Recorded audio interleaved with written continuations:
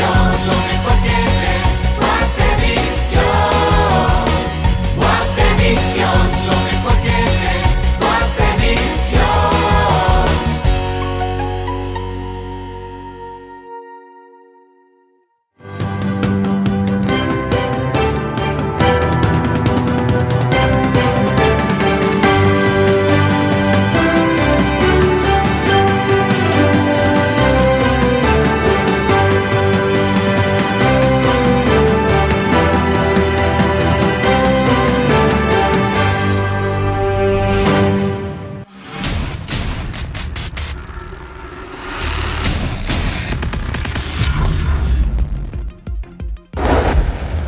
Más noticias a esta hora de la mañana, y es que se pide una reforma a la ley orgánica del Congreso de la República. Entre otras noticias, declaran inconstitucional algunos párrafos de la Ley de Servicio Civil del Congreso. Más información a esta hora para comentarles que Guatemala enfrentará audiencia ante la Corte Interamericana de Derechos Humanos por víctimas de la masacre de Chamán. Inicia a gestionarse el plan emergente para devolución del crédito fiscal por parte de la SAT.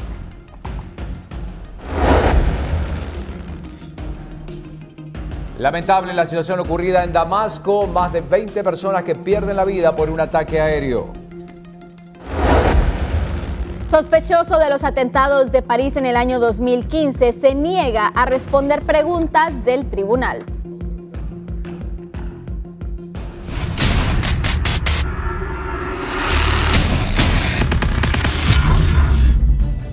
Bueno, y en Cobán, Alta Verapaz, se realiza en este momento una movilización, y de acuerdo al reporte que tenemos, el motivo es para exigir la libertad de Bernardo Caal al fin de la persecución política y el respeto a los derechos colectivos del pueblo quechí. Cabe destacar que el dirigente Bernardo Caal fue capturado la semana pasada para que responda por qué no fue a trabajar como maestro durante casi 2 años. Se realiza una movilización ciudadana en Cobán, exigen la libertad de Bernardo Caal.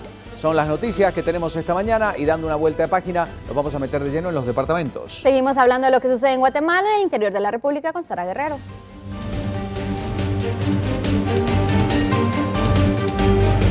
Momento de presentarles el resumen informativo de las noticias departamentales más importantes para este día. Iniciamos presentándoles la portada de Prensa Libre Todo Noticias, que nos informa lo siguiente. Iniciamos el recorrido en Chiquimula, en donde Jornada Médica beneficia a los vecinos del lugar. En Guatemala, PMT pide no colocar venta en banquetas, y con el hashtag Lo vi en mi ciudad, ícono de la ciudad, y podemos observar la bella fotografía de la Torre del Reformador, ubicada en la zona 9 capitalina, que sin duda alguna engalana la ciudad. Tenemos más información y nos trasladamos a Huehuetenango, en donde vecinos se sienten engañados luego de varias semanas desde que inauguró la recuperación de la ruta interamericana. Cabe señalar que a pesar de que la misma fue inaugurada por el propio presidente Jimmy Morales, la obra no inicia su construcción.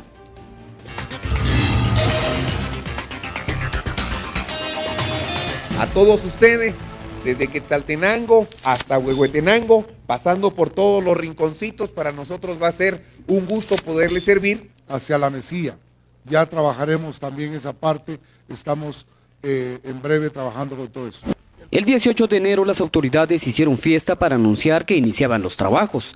Después de 18 días, no se observa una máquina en el tramo de 79 kilómetros entre Huehuetenango y Totonicapán. La carretera está en un 95% arruinada, y que hoy por hoy para todo el tipo de transporte es afectado. Algunos huehuetecos aseguran que es un rezago histórico. Pues cuando se dio la inauguración de los trabajos por parte del presidente, pues esperábamos que inmediatamente se diera ya trabajo, ¿verdad? Pero a esta fecha aún no se ve nada. A muchos años que Huehuetenango ha sufrido en su economía, son 33 municipios que recorren esa carretera. Diversos sectores, desde profesionales hasta sociedad civil, integraron una mesa técnica para dar acompañamiento a estos procesos y agilizar que se inicie la obra, fiscalizar que se utilicen los materiales y presupuestos contemplados en los contratos para los 3 tramos en los que se dividió el proyecto. Continuamos con más información departamental y por segunda vez inauguraron e iniciaron los trabajos de reconstrucción de la carretera de Santa Cruz del Quiché en San Antonio y Lotenango. La compañía dejó bien en claro que los trabajos se podrían suspender si no les pagan los honorarios correspondientes. Les ampliamos la información.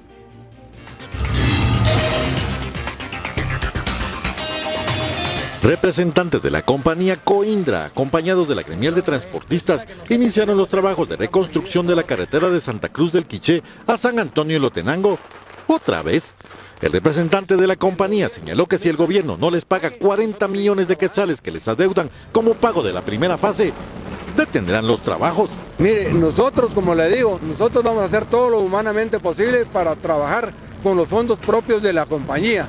Pero si llega un momento que el gobierno ya no cumple con lo que tiene presupuestado este año, tampoco podemos trabajar al fiado. Un sentimiento de temor vivían transportistas y vecinos que veían cómo levantaban lo poco del asfalto que quedaba en esa carretera. Recordando que lo mismo realizó la compañía años atrás en la carretera de San Antonio y Lotenango a Santa Cruz del Quiché, convirtiendo la carretera de asfalto en terracería y después por falta de pago dejó los trabajos abandonados.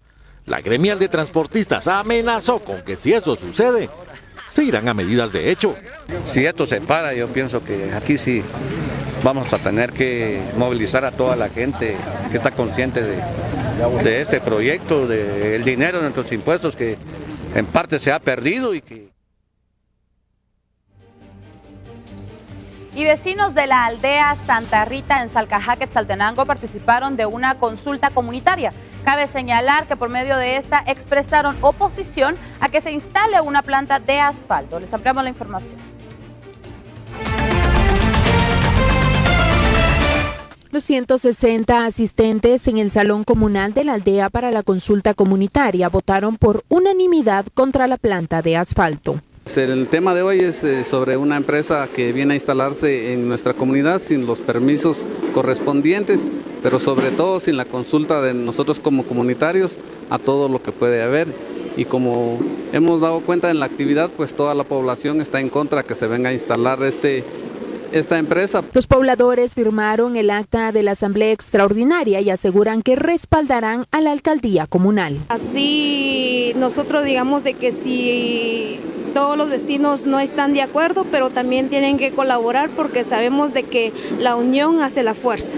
Para que tengamos una vida sana, y por eso es que se ha rechazado totalmente la empresa que se ha venido a instalar.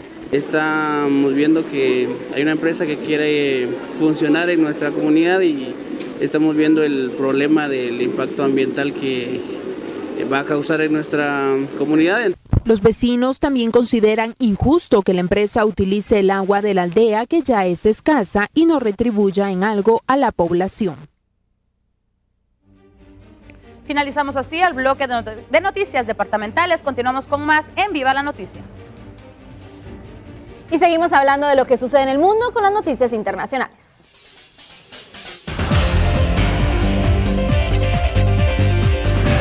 Momentos de pánico se vivieron en Wall Street, donde el emblemático índice de Nueva York, el Dow Jones, llega a perder más de 1.500 puntos en la sesión del lunes. Todo esto mientras el presidente Donald Trump elogiaba la fortaleza de la economía durante su gobierno. El emblemático índice de Nueva York, el Dow Jones, llegó a perder más de 1.500 puntos durante la sesión del lunes, recuperándose parcialmente poco antes del cierre. Luego de un pequeño rebote al final de la sesión, terminó cerrando con una caída de 4,61%. En su nivel más bajo, ha perdido más de 10% desde su último récord el 26 de enero. En un intento por enviar un mensaje de calma a los mercados, la Casa Blanca aseguró que la atención del presidente está en fundamentos económicos de largo plazo que permanecen excepcionalmente fuertes. Donald Trump, mientras tanto, elogiaba la fortaleza de la economía estadounidense en un evento ante trabajadores de una fábrica en Cincinnati. Nunca hubo un mejor tiempo para dar empleo en Estados Unidos, invertir y empezar a vivir el sueño americano. Nunca hubo un mejor tiempo. Desde que asumió el poder, Trump ha reiterado que los aumentos de la bolsa son prueba de que su gobierno va por buen camino. La Casa Blanca lo ha llamado el salto Trump. La caída del lunes del principal índice de la bolsa de Nueva York se produjo tras un crecimiento sostenido de los valores de las acciones. Wall Street ha estado en un terreno inestable en la última semana en medio de preocupaciones por las elevadas tasas de los bonos del Tesoro y la posibilidad de que la Reserva Federal decida más aumentos de la tasa directriz este año ante el fortalecimiento de la economía. Esta sesión ocurre el mismo día de la asunción del nuevo presidente de la Reserva Federal estadounidense, Jerome Powell, en sustitución de Janet Yellen, la única mujer que ha encabezado esta institución.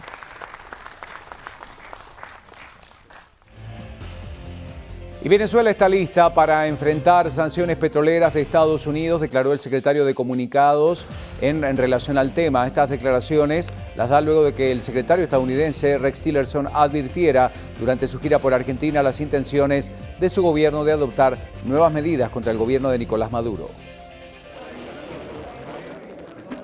Caracas respondió al secretario estadounidense Rex Tillerson que al cierre de su visita a Argentina el lunes advirtió nuevamente que su país evalúa aplicar sanciones petroleras a Venezuela, en donde pidió que se realicen elecciones libres, justas y verificables. Se verá quién resulta más perjudicado. Si Venezuela, con una sanción a la venta de petróleo de los Estados Unidos de Norteamérica, o el pueblo de los Estados Unidos de Norteamérica y las empresas petroleras. Nosotros ya estamos listos para enfrentar esa y otro tipo de sanciones. El poder electoral venezolano también se apresta a determinar el lunes la fecha de las elecciones presidenciales que fueron adelantadas para antes del 30 de abril. La inminencia del anuncio dejó en duda la posibilidad de que el gobierno y la oposición logren un acuerdo en el proceso de negociación iniciado el pasado 1 de diciembre en República Dominicana, que busca una salida a la grave crisis política y socioeconómica del país petrolero. Nosotros estamos listos. Sabemos que la oposición venezolana también está casi lista. Y bueno, hoy es el día. Maduro y sus funcionarios sostienen que la oposición evalúa no firmar acuerdos con el gobierno y marginarse para las presidenciales para sabotearlas por supuestas presiones de Estados Unidos. Y el secretario de Estado de los Estados Unidos, Rex Tillerson, continúa su gira por Sudamérica. Este lunes se reunió a puerta cerrada con el presidente de Argentina, Mauricio Macri, al término de una visita por dicho país. El secretario de Estado Rex Tillerson se reunió a puertas cerradas con el presidente Mauricio Macri al término de una visita a Argentina el lunes. En la cita de unos 40 minutos, Tillerson expresó su apoyo a la adhesión de Argentina a la Organización para la Cooperación y el Desarrollo, según indicó un alto funcionario del Departamento de Estado. Destacó también la alianza de ambos países en el combate al terrorismo y en un punto de vista común sobre Venezuela. En declaraciones a la prensa, el estadounidense reiteró además el respaldo de su país a las reformas económicas del gobierno de Macri. Tillerson llegó a Argentina el sábado procedente de México y parte ahora rumbo a Lima, siguiente etapa de su gira latinoamericana que después lo llevará a Bogotá y Kingston.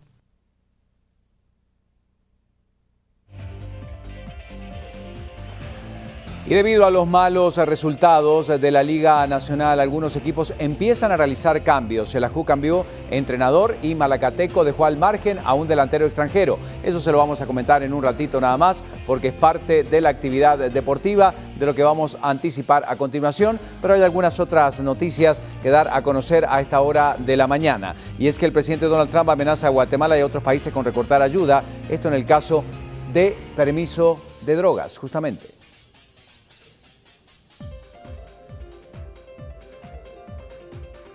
Vamos con esta noticia que habla justamente de esta realidad que debe enfrentar el país del norte con esta posibilidad entonces de restringir y luchar mucho más para evitar el narcotráfico. El presidente Donald Trump y el secretario de Estado Rex Tillerson trataron en discursos separados los temas del tráfico de drogas y de los migrantes en la frontera con México, pero la diferencia notable en el tono usado por uno y otro hace que muchos se pregunten quién habla en nombre de Estados Unidos. En una reunión con guardias fronterizos en Virginia, Estados Unidos, Trump pidió endurecer las medidas para frenar a los que penetran desde El Salvador, Guatemala, Honduras, México y de todas partes.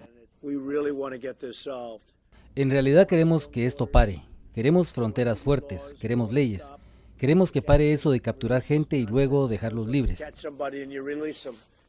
Y cuando ves los números, los nombres y de dónde son, vienen migrando de lugares como El Salvador, Guatemala, Honduras, México. Y estos países no son nuestros amigos. Nosotros pensamos que eran nuestros amigos. Les enviamos ayuda masiva. Y no mencionaré nombres ahora, pero vemos los números y vemos a estos países a los que les enviamos mucha ayuda y la migración y el trasiego de droga que vienen de esos países y se queda en el nuestro, así que ya no creeré que son nuestros amigos. Y voy a parar la ayuda. Tillerson, en cambio, en México, conversaba sobre los esfuerzos compartidos para enfrentar el crimen organizado a ambos lados de la frontera. El presidente Donald Trump, de manera explícita, vinculó a las bandas de narcotráfico en Estados Unidos con los migrantes que cruzan por la frontera con México y aseguró que ese es el motivo por el cual busca reformar la ley migratoria.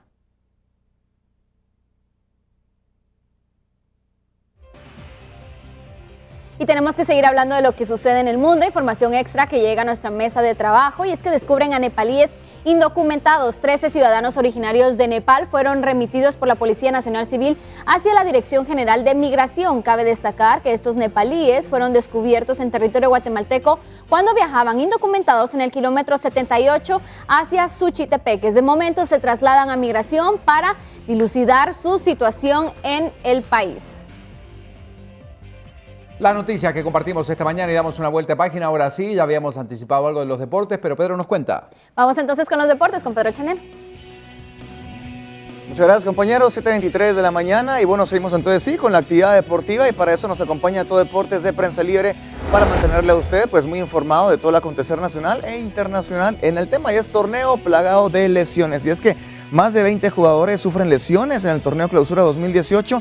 Se dice que estas son las consecuencias de un torneo apresurado y mal organizado. Bueno, por ejemplo, solo Cobán Imperial y el Deportivo Petapa no reportan bajas de los 12 equipos, calcule usted. Y bueno, entre las lesiones pues, más comunes son entre los muslos y las rodillas. Ya usted podrá entonces encontrar bastantes cifras de sus jugadores favoritos y también de su equipo para ver quiénes están lesionados. De hecho, hay una tabla donde usted puede ver entonces a estos jugadores. También pues vamos entonces con información del Super Bowl, que sigue siendo comentado a pesar de que ya pues el domingo se daba este gran partido. Y en esta oportunidad usted podrá conocer más sobre Nick Foles, de 29 años, que fue el encargado de liderar a los Eagles a ganar su primer Super Bowl.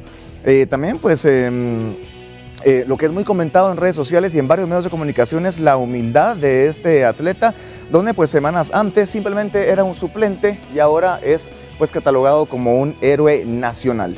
Y regresamos entonces a la actividad deportiva en Guatemala, donde hablamos un poco de clausura y debido a los malos resultados de la Liga Nacional, pues algunos equipos empiezan a realizar cambios. Por ejemplo, Xelajú cambió de entrenador y el Malacateco dejó al margen a un delantero extranjero. Aquí la información. Xelajú Mario Camposeco presentó de forma oficial a su nuevo entrenador para el resto del torneo. El experimentado Walter Enrique El Clavo Claverín sustituye a Ronald Lavala Gómez en la dirección técnica. Claverín tomará por tercera ocasión en su carrera las riendas del equipo altense, donde ya lo hizo en el 2000 cuando ascendieron a la mayor y en el 2003. Malacateco por su parte oficializó la salida del delantero uruguayo Gonzalo Daluz. Daluz fichó con el equipo fronterizo el torneo pasado, donde participó en 20 juegos y anotó 4 goles. Lamentablemente en este clausura apenas disputó 2 juegos y sin anotaciones. Asimismo la vinculación del colombiano Juan Camilo Aguirre, quien es volante ofensivo y llega procedente del Deportivo Marquense, con quien jugó en el torneo pasado. A regresar también tenemos información del fútbol holandés con nuevo entrenador, eso será más adelante, pero por el momento tenemos más detalles de noticias con los compañeros. Gracias, Pedro. La actividad deportiva esta mañana en Viva la Noticia y algunos otros temas que también abordamos. Notas curiosas que le presentamos a continuación y vamos a ver entonces estas imágenes del puente más peligroso del mundo. Este puente de 20 metros de altura y unos 500 metros de largo sobre el río Vitim en la región siberiana de Zabaikalie es considerado el más peligroso de Rusia y uno de los más peligrosos del mundo. En teoría, no es apto para el tráfico rodado, pero aún así todos los días unas 1.500 personas lo cruzan en todo tipo de vehículos. Su lamentable estado se debe a que la obra, iniciada ya hace 30 años, nunca se terminó. A pocos metros de la dilapidada infraestructura se encuentra un puente ferroviario en mucho mejor estado que este. ¿Se animaría usted a pasar en un vehículo a través de este puente? Realmente yo no, sin embargo vemos también similitud en algunos puentes de Guatemala. Ahí está, y esto sí, esto es tomado como un hecho obviamente inusual, absolutamente peligroso. Miren, aparte el tamaño, la longitud que tiene el puente realmente, Vemos entonces que muchas personas, miles de personas arriesgan su vida entonces tratando de cruzar este puente todos los días, un puente que no ha recibido mantenimiento ya en muchísimos años. Miren, ahí va tratando, pues sí, la verdad que sí. No, hombre. Es cuestión de, es como, ahora sigue literalmente una ruleta rusa pasar por ese puente, ¿verdad?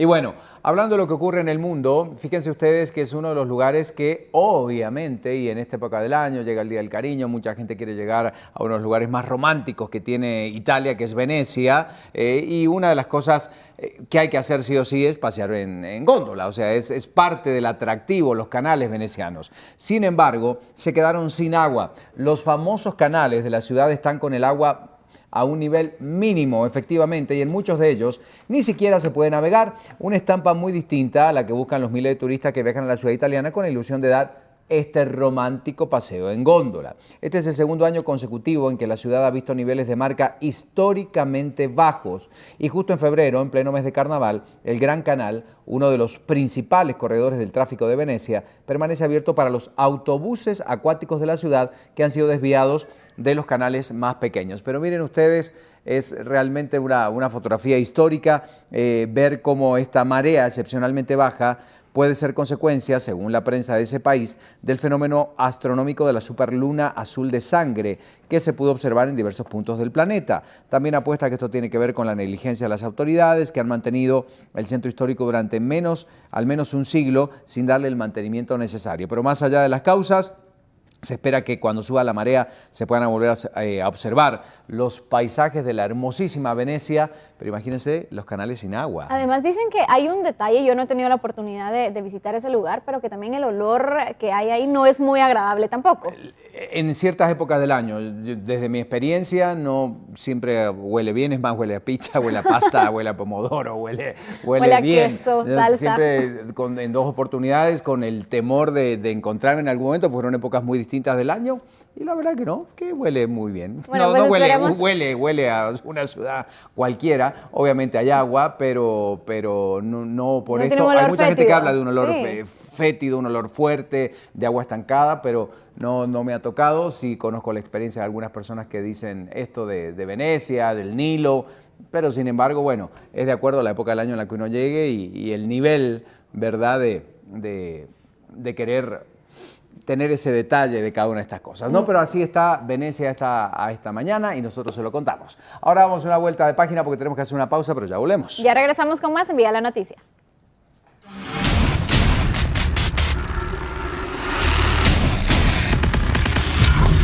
Al volver tenemos más noticias porque regresamos hablando de un tema importante, reforma a la Ley Orgánica del Congreso. ¿En qué consiste? Detalles que le vamos a presentar. Guatemala enfrentará audiencia ante la Corte Interamericana de Derechos Humanos por masacre de Chamán. Otros temas importantes tienen que ver con los civiles que murieron a causa de ataques aéreos del régimen de Damasco. Y la pregunta del día. Montenegro presentaría una ley para restringir o regular el uso de los gastos en la SAS.